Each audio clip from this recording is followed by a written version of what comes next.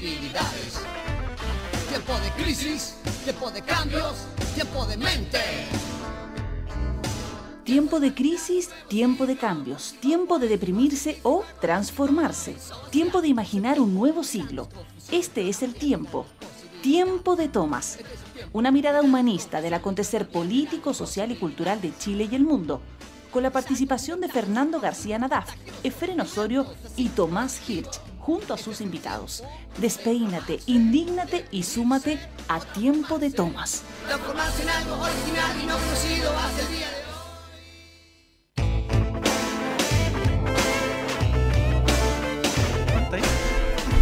¿Cómo estáis? ¿Está bien? Hola amigos, hola a todos los auditores de Tiempo de Tomas, este programa que transmitimos acá desde Radio Universidad de Chile, la radio que piensa, todos los lunes a las 8, de 8 a 9, junto a Tomás Hirsch y Efren Osorio. Tenemos estos invitados todos los lunes. Hoy día hay algunos temas, está bonita la agenda política, ¿no, Tomás? ¿Cómo estás, Tomás? Muy bien, ¿cómo estás? Partiste de nuevo, una voz FM increíble, pero ahora ya aterrizaste en voz normal. Es una voz de resfriado FM. No, está bien. Yo voy a practicar también. ¿Cómo estás, buenas tardes a todos. Estoy con voz chillona, no estéreo. Ya. Producto de un resfriado, pero bien entretenido. Fue una semana interesante. Movida, intensa. Un fin de semana con hartas cositas por aquí y por allá y con fechas memorables. ¿Por qué tan memorable? A ver, ¿a cuánto estamos hoy día? A 6 de octubre. Tu cumpleaños, ¿no? No, se olvidaron las fechas memorables ya. 6 de octubre, no, el fin de semana tuvimos el 5 de octubre, importante, con un lápiz le ganamos en su momento. ¿Tú participaste en alguna actividad, Tomás? No, pues yo estuve fuera de Chile, estaba en el Parque Punta de Vacas, ahí pasadito la frontera del Paso de los Libertadores.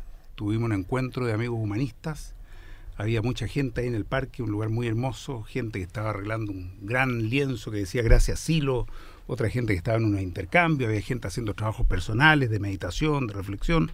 Así que el 5 de octubre para mí fue mirado desde allá. Tomás, pero esto también en el marco de otro día importante, que es fue el marco del día de la no violencia. Exactamente, el viernes, el jueves fue el 2 de octubre, el día de la no violencia, nacimiento de Gandhi, y bueno, un homenaje muy grande que hicieron los humanistas en todo el mundo, pero un homenaje muy activo, es decir, expresar que la no violencia activa hoy día sigue vigente y es más que nada una gran aspiración hacia el futuro, construir un mundo sin violencia. Y esto nos lleva a nuestra invitada, sí, Efren, sí. ¿no es cierto? Estamos con una gran amiga acá, una amiga que hasta hace pocos días era presidente de la Comunidad para el Desarrollo Humano, una institución que trabaja por los temas de la no violencia, y ella se define actualmente como una activista por la no violencia. Me refiero a nuestra amiga Gloria Mujica. Bienvenida, Gloria, ¿cómo estás? Hola, Efren, muchas gracias por esta bienvenida. Sí, es muy curioso porque efectivamente hasta el día 2 de octubre yo era la presidenta de nuestro querido organismo, la Comunidad para el Desarrollo Humano, y ese día fue como un traspaso, ¿no? Porque hicimos un pasacalle, una actividad recordatoria de este natalicio de Gandhi, y ya lo hicimos con una directiva nueva a la que queremos irle traspasando todos estos códigos. Que gente joven, me escuché por ahí. Muy jovencita. Oye, Gloria, ¿qué significa eso de ser activista por la no violencia? ¿Cómo es eso? ¿Cómo se vive eso? Se vive todo el día de tu vida, con distintas actividades, o sea, donde uno anda con ese registro de ser un activista por la no violencia, de estar atento a las respuestas que das al medio, a lo que va ocurriendo, a la violencia, al sistema que aparece por todos lados en lo cotidiano de la vida, y ese intento por ir dando una respuesta distinta. Para mí es eso, el ser activista, donde puede ser en tu barrio, puede ser con el tema que uno decide apoyar en la vida cotidiana. Ahora, del 2 de octubre pasamos al 5 de octubre, que fue el día de ayer, que se conmemora, se celebra, se recuerda. Algunos lo celebramos con mucha emoción. Para mí es un día importante en mi vida. Yo estaba metido por allá por San Bernardo, controlando las votaciones del plebiscito. La noche anterior me acuerdo perfectamente ese apagón que hubo, donde nosotros dormimos en un departamento, éramos 12 jóvenes, veinteañeros, y cuando se produce ese apagón, la verdad es que la piel se nos puso de gallina, y después nos despedíamos como sin saber lo que iba a pasar al otro día. Eran unos abrazos muy potentes. Después viene la jornada de votaciones, de escrutinio, y cuando empiezan a conocerse los resultados, la verdad es que y la gente empieza a salir a la calle y se produce esa explosión social alegre, multicolor, no violenta.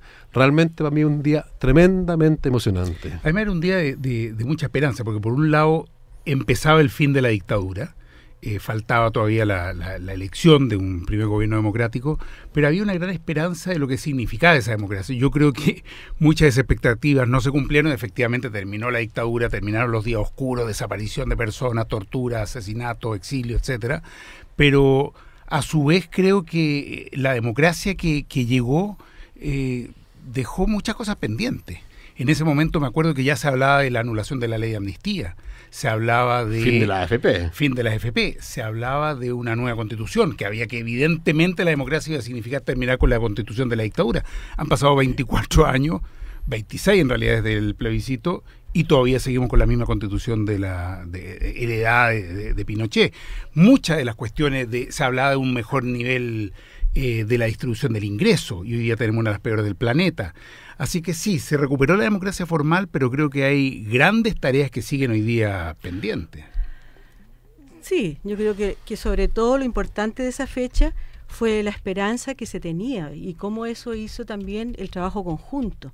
Si bien después vino la decepción, ¿no es cierto?, la desilusión de la gran alegría que esperábamos que llegara, pero en ese momento fue un trabajo de conjunto, de ir avanzando en algo donde sentíamos que estábamos haciendo propio, ¿no? Sí, yo pongo el acento en el rol que jugó la gente común y corriente, la gente que no militaba, la gente que se la jugó, la gente que estuvo en la mesa, la gente que acarreó minutas con los resultados. Fue una gesta heroica, épica, de gente anónima, de millones de chilenos que estuvieron involucrados en todo esto, porque claramente la dictadura no iba a aguantar perder electoralmente, y sin embargo la fuerza y la organización de la gente, más allá de las dirigencias partidarias, más allá de las cúpulas partidarias, ese pueblo organizado fue el que derrotó al dictador. Oye, yo igual quería preguntarte, Gloria, cómo llegaste al camino de la no violencia, eso es lo primero. Pero antes quería preguntarles, Efren, Tomás, es bien, han habido muchos retrocesos, pero en estos años de democracia, o sea, más allá de cómo ustedes participaron dentro de la conformación de la de esa concertación de partidos por la democracia, estamos hablando, ¿no es cierto?, 88, 89, hay algo que se tiene que haber hecho bien, Tomás. Quiero que contigo un poquito, porque está bien, ¿no es cierto?, somos bien peladores y todo el cuento, pero quiero saber ese otro punto de vista. Pero por tú, supuesto, escucharte a ti, digamos. Pero por supuesto, y fue lo primero que dije, recuperamos la democracia. Yo creo que fue una gesta épica. La lucha contra la dictadura fue una lucha muy larga, en que murió mucha gente, se utilizaron diversas metodologías y gente que optó por la vía violenta. Nosotros incorporamos en ese momento la no violencia activa. Ahí nace el Partido Humanista como una forma de hacer una lucha contra la dictadura, pero con otra metodología, con alegría, con creatividad, sumando a los jóvenes, sumando a mucha gente que normalmente no participaba. Y por cierto que estamos mucho mejor con la recuperación de la democracia, no me cabe ninguna duda, pero uno siempre aspira a más, y yo soy de los que no me conformo. Yo soy de los que creo que si recuperamos la democracia, pues bien, tenemos que avanzar para que no solo sea formal, sino que sea real, que haya consulta, plebiscito, posibilidad de participación, espacio para los jóvenes, descentralización para que las regiones se puedan expresar, mejor calidad en la salud, en la educación, en fin. Me podrás decir que soy negativo porque pongo la mirada en lo pendiente, pero por el contrario, a mí me motiva fuertemente el continuar contribuyendo para que Chile sea un país mejor. Creo que hay mucha gente que quiere eso, creo que los movimientos sociales que hemos visto en los últimos años son expresión también de eso, los movimientos de los jóvenes, de los estudiantes, o de Aysén, de Freirina, de Punta Arenas, de Calama, muestra un pueblo, muestra gente que aspira a vivir mejor, a vivir con otra calidad de vida, a no solo tener más y que la vida sea una cuestión economicista y de producto geográfico bruto, sino de calidad de vida. Y esa es la gran tarea que tenemos pendiente. Pero, insisto, para que no me digas que soy negativo, evidentemente hoy día estamos mucho mejor que en esa época de la dictadura en términos generales, pero la épica que había en la lucha contra la dictadura es algo que hoy día Se uno perdió, echa, ¿no? hoy día uno echa de menos. O que falta, ¿no? Esa capacidad de convergencia, esa capacidad de poner una prioridad por delante, la recuperación de la democracia, es algo que hoy día creo que hace mucha falta. ¿Tú, Efraín? Sí, hay otro 5 de octubre que también me tiene marcado a mí, que es el 5 de octubre del año 91. Un año después de la elección de Elwin, yo estaba trabajando en un municipio y venía la celebración del no, que este año no se celebró, por lo demás, no hubo ningún acto oficial recordando el no.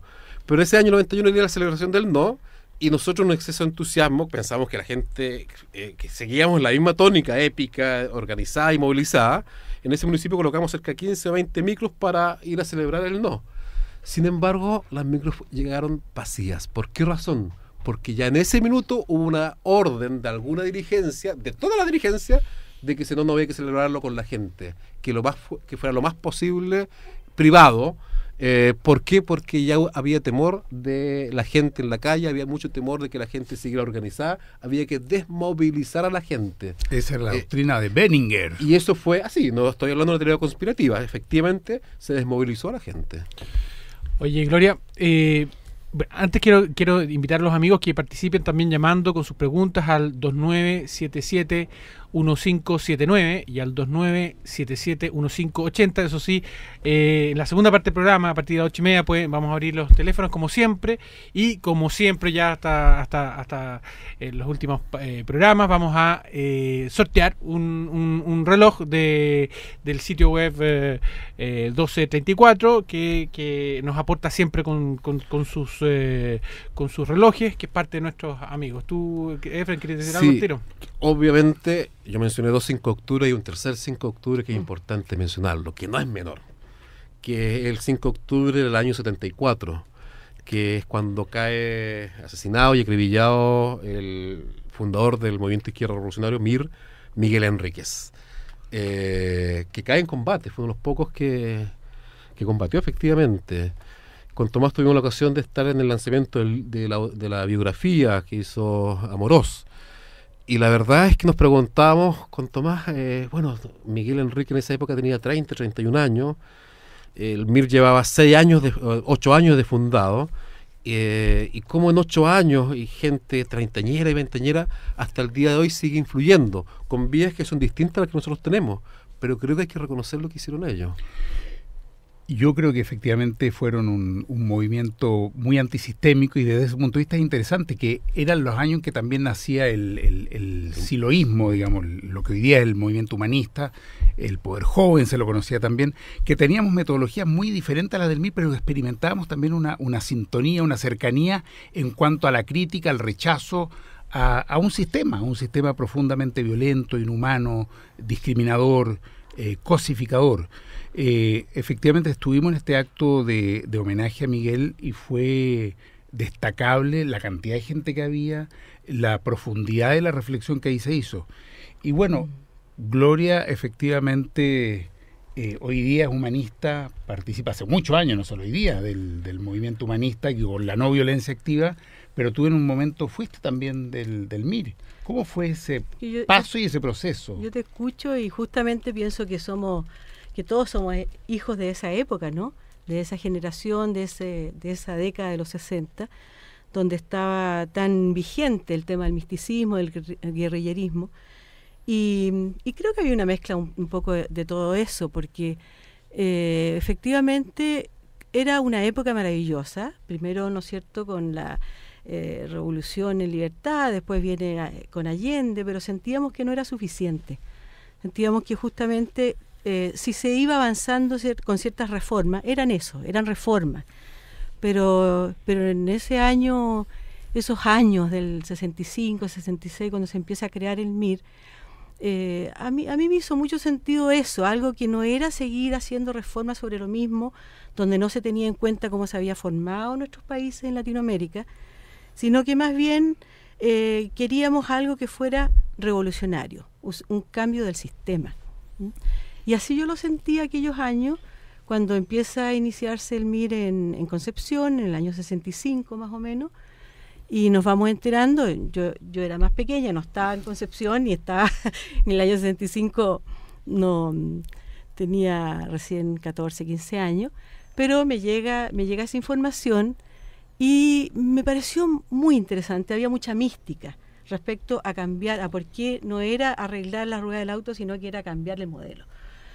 Pero siempre con una mirada más lejana de lo que iba pasando, muy atenta a lo que iba pasando con Promoción Popular, después con la Unidad Popular, digo Promoción Popular como parte de la democracia cristiana en tiempos de Freyes. Pero cuando viene el golpe de Estado, el año 73, puedo hablar por mí, pero creo que les pasó a muchos otros, pero a mí yo sentí ese día que, no, ¿quieren guerra? Bueno, habrá que darla. Y fue una decisión tal vez reactiva, pero también había una cosa acumulada de que no quedaba otra que hacer algo. Y ahí tomamos contacto con antiguos amigos y empezamos a militar en el MIR, sobre todo con una forma muy de aprendizaje, que es lo que se podía hacer. O sea, era una resistencia donde íbamos además estudiando temas y viendo cómo se hacía esta revolución en plena dictadura, ¿no? O sea, tu participación comienza ya en dictadura. Sí, en dictadura. Por sí, lo tanto, sí. es una participación clandestina, o al menos, digamos... Absolutamente clandestina, claro. O sea, el Congreso del MIR en democracia se hizo en marzo de ese mismo año, del 73, si mal no recuerdo, no me falla, puede que haya sido 72, pero creo que fue el 73, y en ese se estaba viendo el tema, si se hacía partido, se seguía haciendo como un movimiento, que era la diferencia que lo hacía más interesante, pero efectivamente en mi caso la decisión fue ahí. Tú te integras al MIR para el golpe de Estado. Me integro al MIR el golpe de Estado. Un tiempo antes, ¿no? El día del golpe. No, después del golpe. Claro, o sea, el día 73 yo internamente tomé la decisión y a los pocos días me pongo en contacto y te sumas. y me sumo, claro. Y ahí que participabas con células, en la clandestinidad. Se trabajaba en células, de hecho, así es, te integrabas a lo que ya había, ibas aprendiendo cómo era la cosa, entrábamos en célula y en mi caso yo estuve siempre en lo que era AGP, agitación y propaganda. Y por cierto, yo valoro mucho esa época de mi vida, yo no conocía el siloísmo en ese tiempo, tal vez pasó por mi lado porque tenía que vivir otras cosas primero, Claro. porque sentí que era lo que había que hacer. O sea, Gloria, a Miguel Enríquez lo matan, lo asesinan. A Bautista Fanschouen lo desaparecen. Y a muchos otros miristas en esos primeros años los acribillan, los matan, los desaparecen. Bueno, y a los que no, los torturan. ¿Cómo viviste toda esa experiencia, todo ese proceso? con una fuerza interna muy fuerte.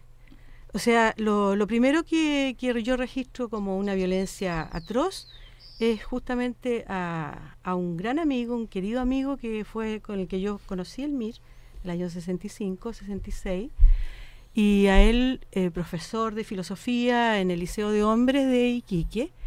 El mismo día 11 lo van a detener ahí delante de sus alumnos y se lo llevan a Pisagua. Y un mes después, el 10 de octubre del 73, lo fusilan en Pisagua. Eso para mí fue espantoso, conociéndolo además, con mayor razón sentía que había que hacer algo.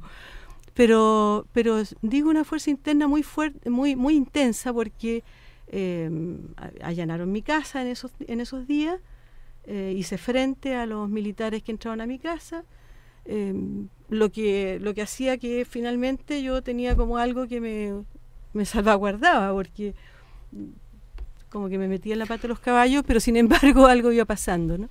Ahora, yo leía y escuchamos a Marco cuando él dijo que su padre nunca había puesto una bomba. Uh-huh. Yo nací el año 65, nací el mismo año del MIR, y por tanto me crié con la prensa de la dictadura durante mucho tiempo, y luego ya empecé a averiguar del MIR, ya más grande, pero de alguna manera se motejó mucho como terroristas al MIR. Y la verdad es que uno cuando empieza a leer se da cuenta que hay un movimiento súper interesante con una metodología quizás que yo no comparto, pero con una visión del mundo que sí yo tengo ciertas coincidencias. ¿El MIR participó en actos de ese tipo o no, Gloria? Yo diría que no, o sea, no. En realidad creo que es sabido, pero la única muerte que hubo por acción del MIR fue la de Karol Urzúa. No hubo otras muertes porque no era esa la idea. Sobre todo estaba el tema de la propaganda armada, de crear conciencia. Porque ahí asaltaban los camiones de pollo, me acuerdo, repartían los pollos en las poblaciones. Claro, claro, porque la muerte de Karol Urzúa, esa es en dictadura. En dictadura, claro, sí. pero en democracia, si toma el periodo anterior, Previo al efectivamente... 73, no, pero habían esto asalto a los como que, bancos. claro, asalto a bancos, esto, expropiaciones, ¿no? Recuperaciones y eso, y también el correr los cercos en el mundo rural, ¿no? Claro, se trabajó bastante en el sur también, sí. Ahora, ¿qué te pasó con la muerte de Karol Urzúa? ¿Fue algo significativo para ti o no? El saber que compañeros tuyos habían asesinado a alguien. Bueno, es que las cosas tienen más ribete, no son tan blanco y negro. Eso quiero saber. Pero efectivamente lo que pasa es que yo, insisto, o sea, creía en esta fórmula porque veía que no había otra, ¿no? Y nos preparamos como en eso, aunque uno se prepara teóricamente. Yo tuve mucha acción porque estuve en agitación y propaganda y era la encargada, la que en un mimeógrafo hacía el rebelde y lo distribuía en barretines. O sea, mi gran acción además fue como en todo ese aspecto, ¿no? Repartición del rebelde, qué sé yo. Pero cuando yo ya había conocido el humanismo, cuando pasó lo de Karol Urzúa, yo estaba en España, había salido porque el cerco se había cerrado mucho. Y cuando regreso y pasa lo de Karol, regreso al MIR y me integro nuevamente, y cuando me entero lo de Karol Urzúa, para mí fue como si sintiera que se me quebró algo internamente.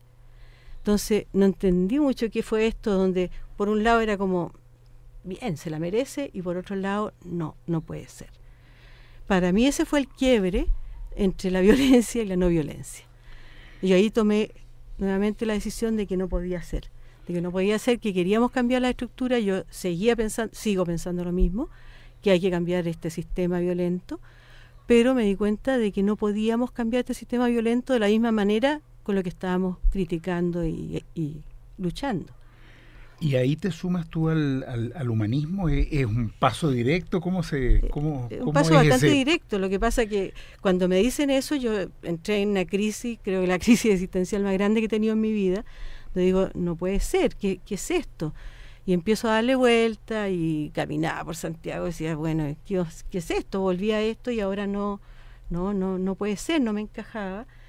Pero tenía ahí una vocecita que había leído cosas, había conocido amigos siloístas en España, muy interesante. De hecho, había apoyado mucho allá, pero siempre como desde afuera, ¿no? Como ayudista, decíamos en el MIR. Adherente, decimos nosotros los humanistas. Y entonces, cuando me pasa esta situación, me doy muchas vueltas, pero siempre como ya posicionándose esta otra idea. Y busco al humanismo. Lo busco realmente, o sea, para mí hay una fecha que tengo claramente en mi vida, que es el 15 de agosto, donde me acerco a un grupo de humanistas trabajando en una feria y le digo, yo quiero ingresar. Y de ahí, bueno, todo eso, ya estuve en el plebiscito y todo lo que estamos diciendo lo viví el plebiscito de adentro como humanista, donde me encontré con algunos amigos del MIR que fueron maravillosos, de un respeto total, cuando yo avisé que mi finiquito. O sea, se mantuvo un vínculo de amistad, de cercanía con gente. Sí, mucho. O sea, tan así que recuerdo una situación muy bonita en mi vida, cuando fui candidata a concejala en Ñuñoa, me parece, y me llama un amigo al que yo le había tenido que informar que me desvinculaba. Y me llama por teléfono y me dice, me acabo de inscribir en el registro electoral, tú sabes que yo no estoy ni ahí con esto, pero lo hice porque voy a votar por ti. Bueno. Nos dejó meditando aquí. No, me parece muy significativa ambas experiencias, es decir, frente a la dictadura tomar esta decisión de luchar, ¿no es cierto?, por sacar a esta dictadura de encima, y también en ese otro momento esa decisión profunda frente a un acto violento de sentir, bueno, no puedo con violencia terminar con la violencia, digamos, no, o sea, hay que romper de algún modo ese ciclo, ese círculo vicioso de la violencia, ¿no? Eso es lo que creo desde entonces, y de ahí que sentí que tomé esta bandera de la no violencia activa como mi forma de estar en el mundo. Creo que es la forma en que quiero seguir, y me encanta divulgarlo y ver todo lo posible, porque eso es lo que tenemos que ir adquiriendo, que es algo que no conocemos, que no tenemos parámetros, muy pocos ejemplos hay, ¿no es cierto?, en el mundo, pero que es algo que se tiene que tomar en forma personal para poder también hacer la transformación social. Pero entonces, en tu lógica hay una especie de una continuidad teórica, una línea que de cierta manera, desde el MIR hacia el humanismo, tiene cierto sentido, hay un hilo que une ambas cosas. Te lo pregunto porque para mucha gente ambos caminos pueden parecer incluso contradictorios. Para ti hay una lógica, hay un sentido, hay un hilo conductor entre ambas cosas. Sí, para mí es una dirección de vida, o sea, siempre digo, y no degrado para nada lo que fui, lo siento como parte de mi vida, pero justamente, o sea, no conocía otra cosa, no veía otra forma, tampoco me parecía que a través de una religión como la católica, por ejemplo, donde fui educada, íbamos a cambiar el sistema, ni mucho menos. Entonces era como que tú ibas desechando cosas que no... Ahora, curiosamente, Tomás, tú debes ser algo... Entre los primeros siloístas y los primeros miristas hubo ciertas coincidencias en concepción. Digamos, como lo que te análisis decía del antes, sistema. había en primer lugar una mirada común respecto a este sistema, como un sistema violento, muy inhumano. Compartían los mismos colores, rojo y negro, además. Sí, efectivamente, el Poder Joven y el manual del Poder Joven, si uno lo lee, hay muchos elementos que uno puede reconocer en el mismo anarquismo como una fuente originaria que dio lugar a inspiración. Pero además había coincidencias familiares, había gente como el mismo Baucha, el Bautista Van Schouen, que es uno de los fundadores del MIR, y Carlos Van Schouen, uno de los primeros siloístas. Y luego su hermano Jorge, que era el hermano menor, que tuvo que optar por uno de los dos caminos y bueno, se sumó al siloísmo. Pero así habían varias otras vínculos cercanos, y tal como dice Gloria, de hecho después pero algunos miristas se sumaron también al humanismo, a los comienzos del Partido Humanista.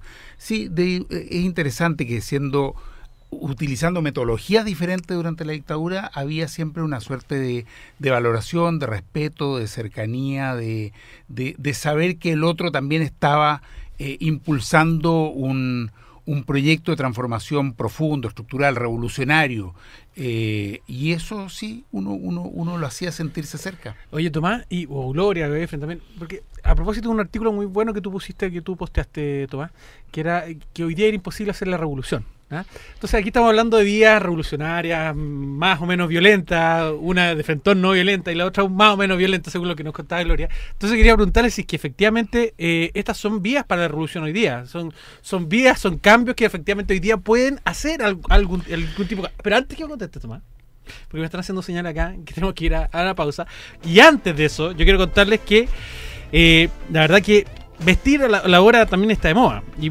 quiero invitar a todo el mundo a visitar el sitio internet www.1234.cl, donde ustedes van a poder elegir sus relojes favoritos. Ahí están las mejores marcas, los más atractivos diseños con las más avanzadas tecnologías como Casio, Timex, Bulova, Orient, G-Shock, Baby G y Nautica. Así que no se olviden entrar al sitio www.1234.cl si que quieren encontrar su mejor reloj. Así que también hay buenas ofertas. Entren y llamen ahora al 2977-1579 o al 2977-1580 para hacer preguntas acá sobre violencia y no violencia, sobre MIR. O comentarios, o críticas, pelambre, lo que quieran.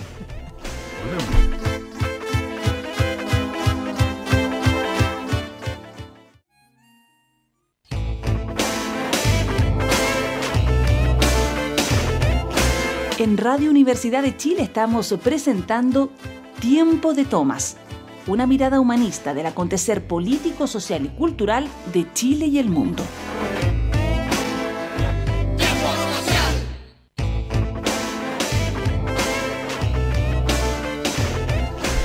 Hola amigos, aquí de vuelta a Tiempo de Tomas, este programa que transmitimos desde la Radio Universidad de Chile, la radio que piensa. Tú, Efren, querías comentar. Quiero inaugurar una nueva sección, que es la sección cultural de Tiempo de Tomas, con el programa. Una nueva novela, una nueva novela de Carmen Pérez Meyer, se llama La Pensión Leonor, una novela re entretenida que está ambientada en el sur de Chile, en el lago Yanquihue, Osorno, por ahí más o menos.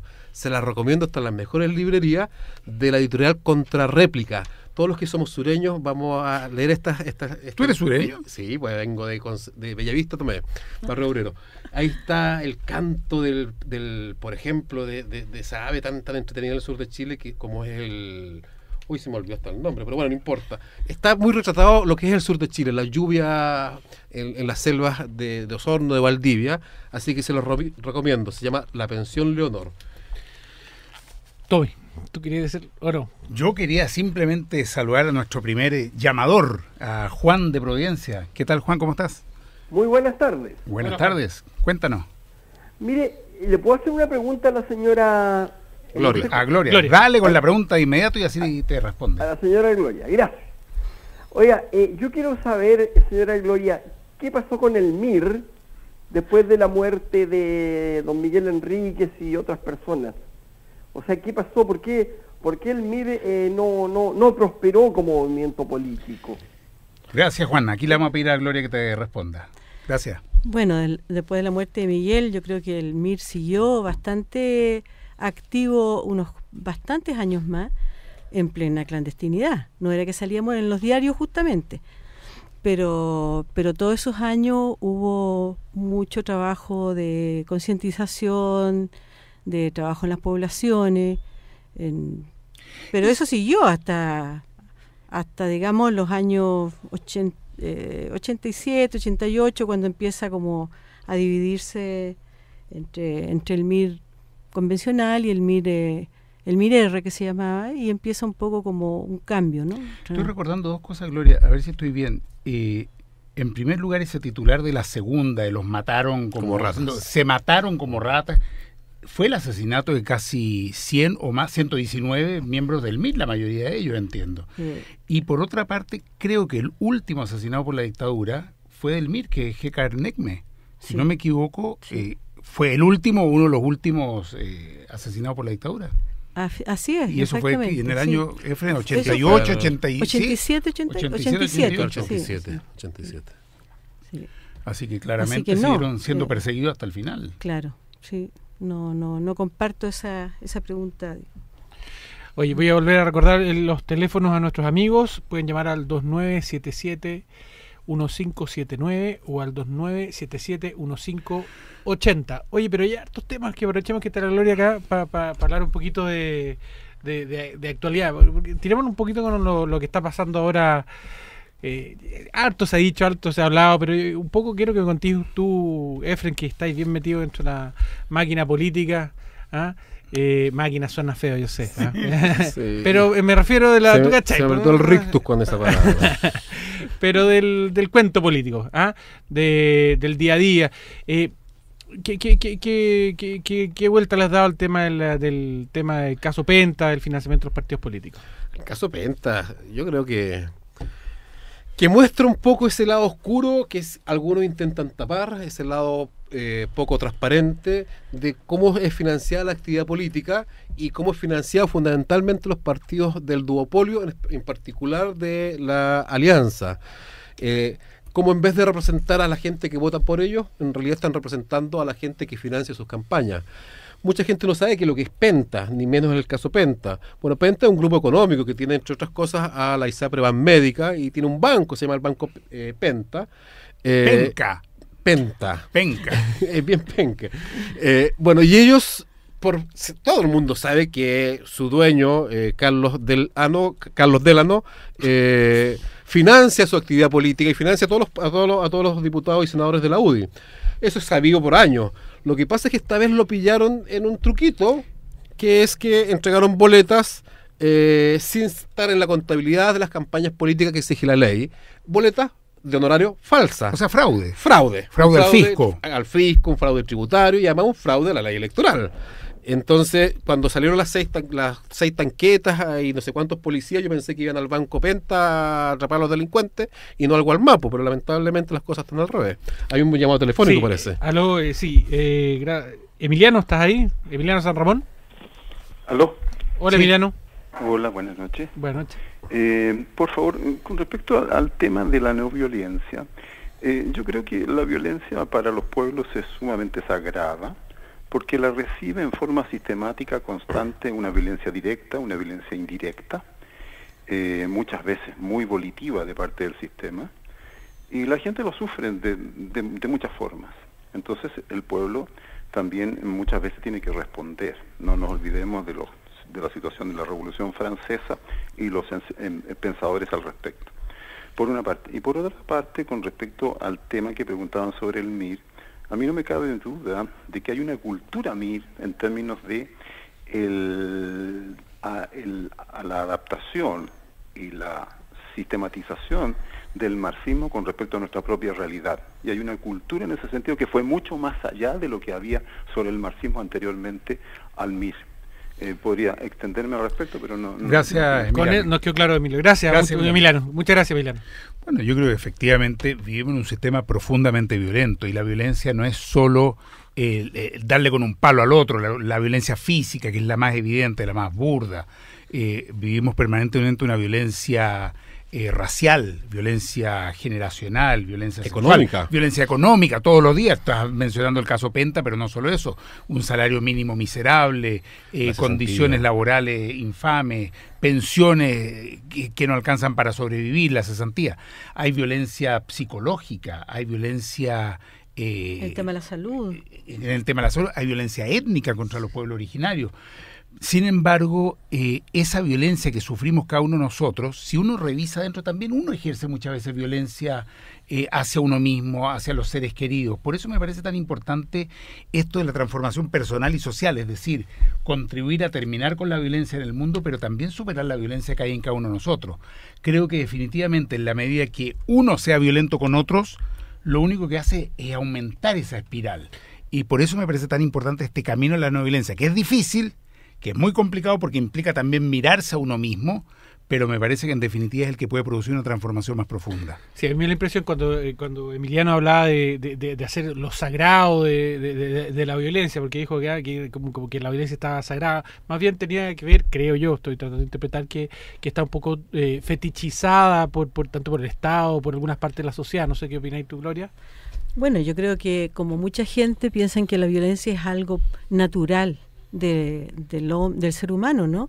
Y eso la pone en esa situación, pero claramente tenemos claro ahora que la violencia no es natural, es una intención, y que por lo mismo se puede combatir con la no violencia, que también es otra intención. Y se supera históricamente. Hay otro llamado, Waldo de Puente Alto.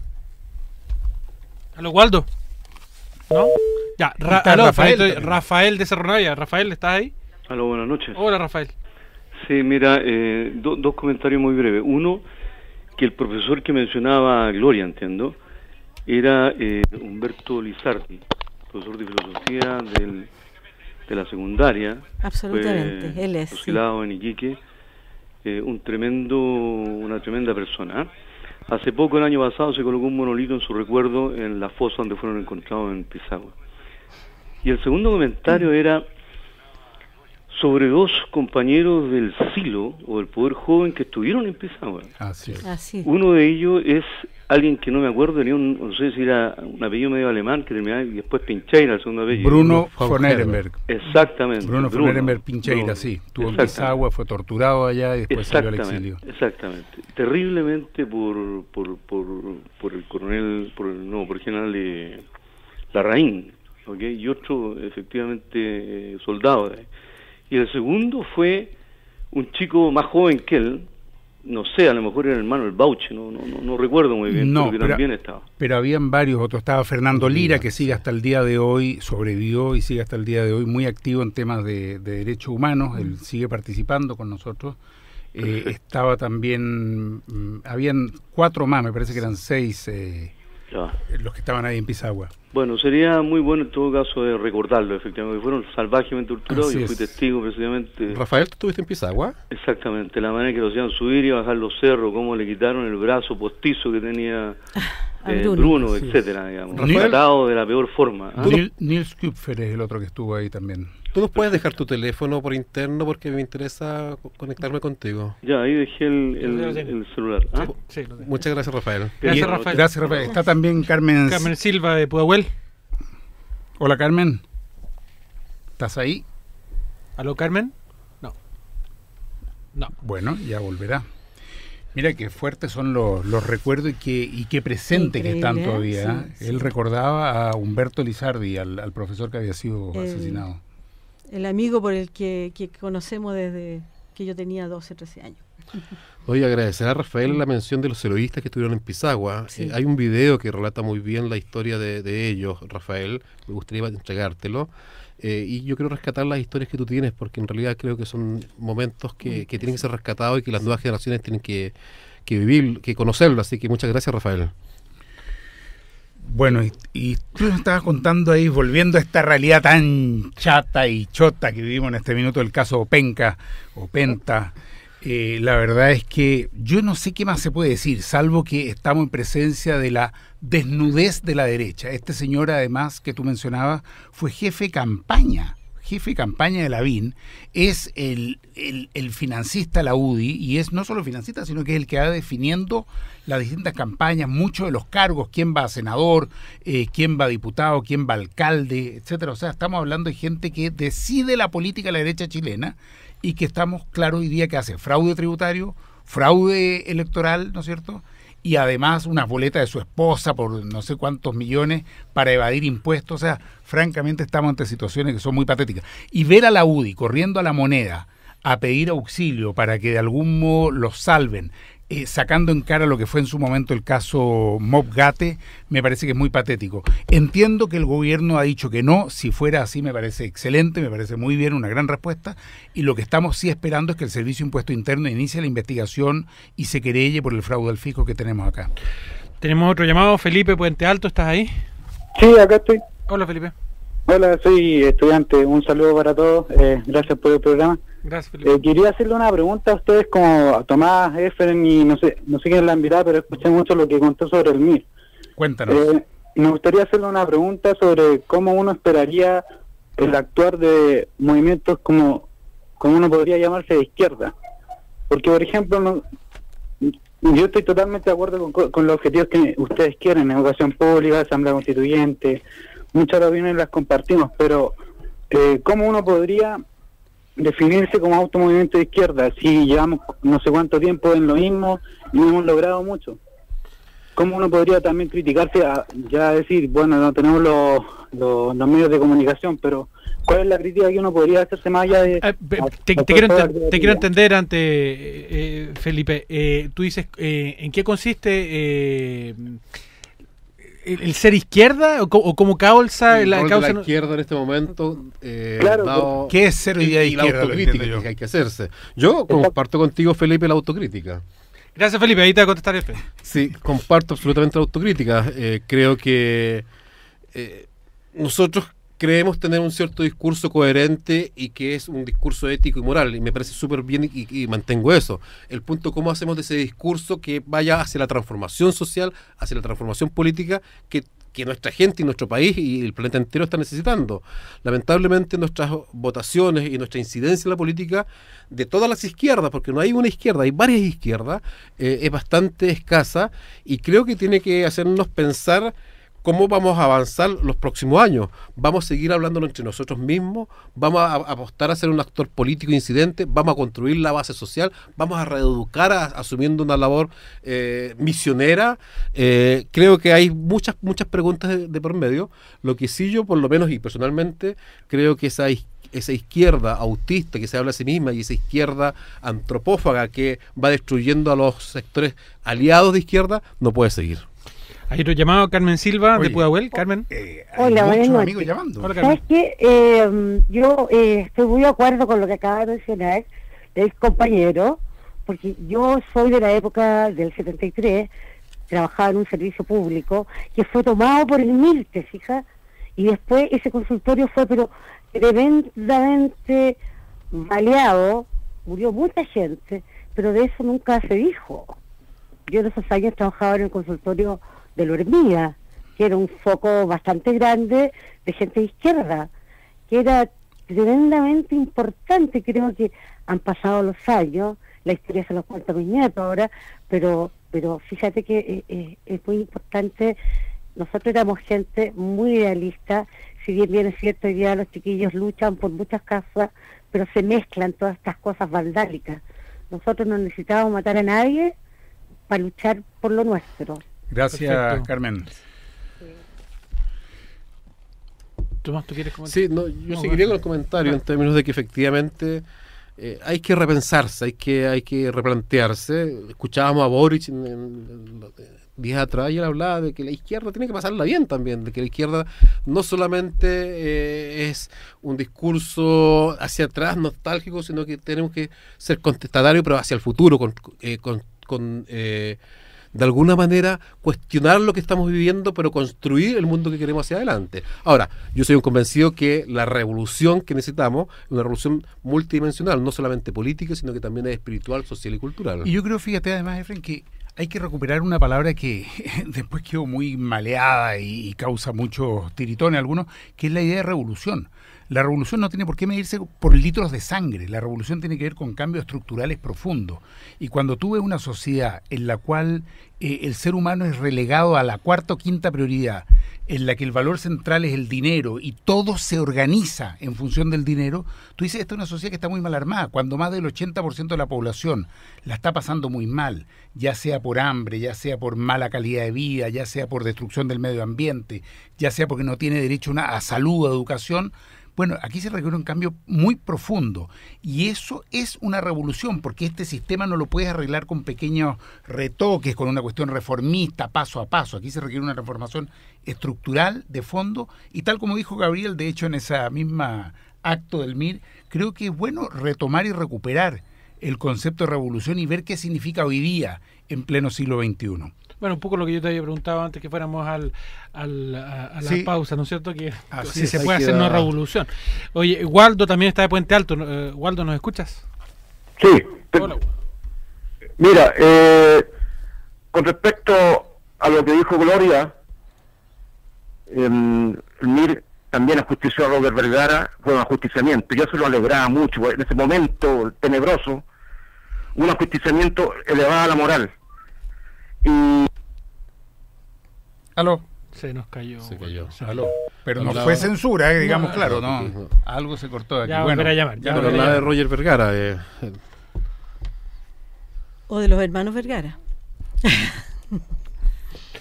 También del MIR. Tú estás, bueno, estábamos si era posible o no la revolución, sí, y con qué armas, digamos. Sí, tu pregunta era porque efectivamente salió un artículo muy bueno que lo puso acá el mostrador, que viene del País y en realidad es de un filósofo surcoreano, sí, que vive en Alemania, una mezcla bastante especial, preguntándose si son posibles hoy día la revolución, y él dice que ha cambiado el enemigo. En algún momento el enemigo era claramente, ¿no es cierto?, identificable, y hoy día es esa cosa tan abstracta que es la tiranía del dinero, y que hoy día opera no reprimiendo, no persiguiendo, sino que endeudando, disciplinando, entregando tarjetas de crédito, y finalmente incluso puede sacar las barreras de lo que pudiera ser una aparente cárcel, porque la misma gente se hace obediente porque está endeudada, porque quiere acceder a mejores... Él habla que ya no es solamente disciplinamiento, sino que es también cierta atracción que ofrece el sistema hacia la gente que produce eso. Bueno, y desde ese punto de vista, para hacerlo muy breve, él dice que en duda si hoy día es posible la revolución. Yo creo que sí, pero que implica un tema largo, no vamos a alcanzar en este programa, que tiene que ver con organización social, con esclarecimiento, con vinculación, en fin, pero me parece que sí es posible retomar. Sí, el artículo se llama ¿Por qué hoy no es posible la revolución? Pueden googlearlo, está en El País, y el autor se llama Byung-Chul Han. O pueden verlo en mi Twitter. Ahí en Twitter también en español. ¿Cuál es mi Twitter? Tomás Hitch. Oye, tenemos otro llamado, Héctor de Santiago. Sí, mira, hay algo que yo creo que no hemos cuestionado, que es el asunto nadie se ha metido, por ejemplo, que hay que ser transparente con respecto a las Fuerzas Armadas. En términos, nosotros, las Fuerzas Armadas, digamos, en lo que estudio, puede ser cualquier persona debiera integrarse a hacer clases. Y nadie transparenta sus planes de estudio, los convenios que tiene, nadie los cuestiona. Yo creo que ahí hay una cuestión fundamental, porque cuando se trata de represión, de movimientos estudiantiles, lo que sea, es increíblemente tremenda. Entonces yo creo que hay que cuestionar los planes de estudio, porque ellos siguen una profesión determinada, que son miembros de la Fuerza Armada, pero hay que cuestionar si una profesión, debemos transparentar cuáles son sus planes de estudio, cuáles son sus profesores, qué convenios hay, todo hacerlo. Y la izquierda y nadie se ha puesto a cuestionar eso, que es súper importante. Porque tenemos que saber de que si uno va a la calle, la represión es tremenda contra el movimiento estudiantil. Así es, entonces, muchas gracias. Gracias, Héctor. Gracias, Héctor, de verdad ha tocado un punto no menor y muy importante, que efectivamente pocas veces se conversa, que es cómo reestructurar, cómo concebir Fuerzas Armadas, ya no elitistas ni autoritarias ni en función del poder establecido, sino que Fuerzas Armadas que defienden los intereses del pueblo. Y efectivamente Fuerzas Armadas que tienen dos ramas, por ejemplo, suboficiales y oficiales, no puede ser. Fuerzas Armadas que están en guetos aparte de la sociedad y no mezcladas con la gente, tampoco pueden seguir. Y los planes de estudio, el tema de los derechos humanos, el tema de lo que es la protección de la sociedad civil y no la concepción del enemigo interno, que es la que tienen actualmente las Fuerzas Armadas, son re importantes, así que totalmente de acuerdo. Pero, ¿cómo? No, ahí vuelvo al tema. O sea, está bien. ¿Cómo se hace eso? O sea, ¿cómo apuntamos a ese...? Hay que plantearse efectivamente una reestructuración y un rediseño y una democratización finalmente de las Fuerzas Armadas. Fuerzas Armadas... Se puede plantear políticamente, es una demanda que se puede plantear políticamente. Se puede plantear y hay que formularla, sin lugar a dudas. Sí, es que hay que pensar que las Fuerzas Armadas en realidad han cumplido esa función desde que se armó este país. O sea, hay muchas cosas que si uno se replantea son que se armó para el beneficio de una oligarquía. Exacto. Entonces nunca se ha cambiado eso, nunca se ha cuestionado. O sea, es como algo que está ahí establecido y que creo que así como estamos hablando del cambio de constitución, tiene que haber un cambio radicalmente en eso también. En la concepción de las Fuerzas Armadas. En la concepción de eso, ¿para qué están? Yo quería volver un poquito a ti, Gloria, pero al día de hoy. Tú dices que hace una semana dejaste la presidencia de la Comunidad para el Desarrollo Humano. Te quería preguntar dos cosas. Uno, si nos puedes contar brevemente qué es la Comunidad para el Desarrollo Humano. Y dos, ¿en qué estás ahora? ¿Cuáles son tus proyectos hacia adelante? Bueno, la Comunidad para el Desarrollo Humano estamos desde el año 82 o de antes en Chile, digamos, trabajando justamente como tratando de posicionar el tema de la metodología de la no violencia. Pero para nosotros justamente es un tema de una transformación interna y externa, el tema del cambio personal. Ahora, creo que lo vinculo eso con lo que se está hablando de la revolución. Justamente la revolución tiene que partir como ambas cosas a la vez.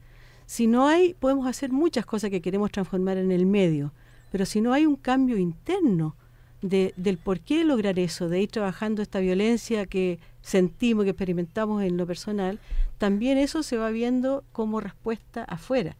Y es un trabajo de aprendizaje, justamente porque desde que nacemos nos van amaestrando en este sistema violento. Por eso todo lo que se ha conversado, ¿no es cierto? La gente acepta y se adapta a una forma violenta, pero también creemos que eso se puede ir reaprendiendo. Y ese trabajo de la comunidad lo hemos venido haciendo de distintas maneras, con organizaciones sociales, con grupos de mujeres, con colegios, con universidades, diferentes temas de los que vamos trabajando, ¿no? Y creemos que estamos aún así, aunque llevamos tantos años, estamos aún en pañales, porque es algo que cuesta mucho como erradicar, de que es algo que se puede aprender, intencionar y tomarlo como propio. Gracias, Gloria, por haber venido hoy día. Muchas gracias, nos has contado. Y hubo bastante llamados, la conversación fue derivando hacia temas súper interesantes. Efren, tú querías comentar, tienes dos avisitos por ahí. Sí, mañana está el Cine Aluca y los amigos del Centro de Arte Alameda nos han pedido que avisemos que ellos también tienen la campaña del Cine Aluca. Mañana por 1.000 pesos puede ver la película La danza de la realidad de Alejandro Jodorowsky a las 15:30, 18, Por Luca, 20, 30 horas. Por Luca, Por Luca. está bueno. Súper interesante. Lo que era originalmente el Teatro Amil, y fue Claro, así que hay varias, está el verano Los peces voladores, está también la no quieres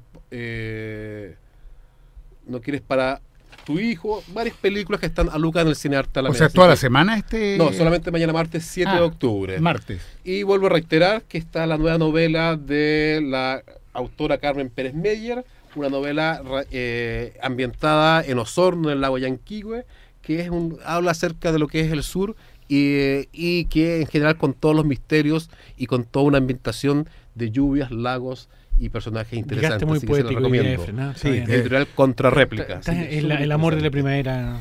Y con la cultura vamos a tener que subir el nivel todos, nos puso en aprieto. Tomás, ¿qué te parece si hacemos nuestro sorteo? Vamos al sorteo. Tenemos muchas llamadas, así que vamos. Dale, en este momento damos inicio. Tú me dirás ya, ¿no es cierto? El número 2. Bueno, está bien. Emiliano de San Ramón.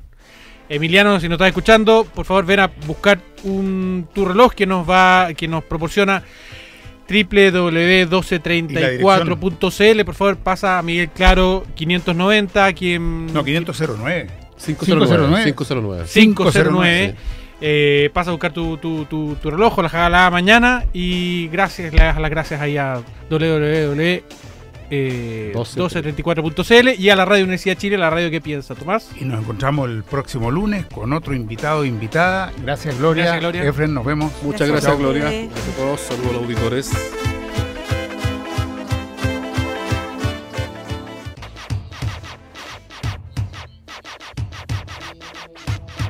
En Radio Universidad de Chile hemos presentado